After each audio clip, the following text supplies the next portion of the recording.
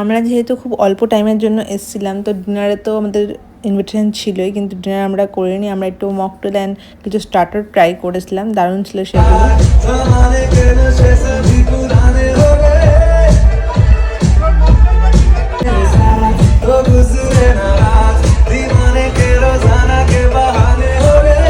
তো আমরা এখানে গিয়ে প্রচুর মেকআপ আর্টিস্টের সঙ্গে দেখাও করলাম। মানে এখানে তো মেকআপ আর্টিস্টের হাব বলতে পারো, কারণ বেশিরভাগ লোকই মেকআপ আর্টিস্ট। এখানে অনেক লোকের সঙ্গে পরিচয় হলো।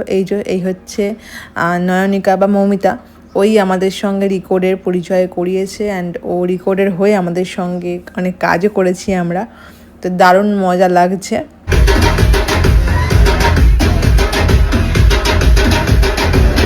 এখানে অনেকেই সিনিয়র মেকআপ আর্টিস্টরা এসেছিলো, যেমন অমিত কর্মকার, স্বপ্না সাহা, তারপরে তমালিকা রয়, এরা অনেকেই এসেছিলো। ওদের সঙ্গে আমরা দারুণ এনজয় করলাম।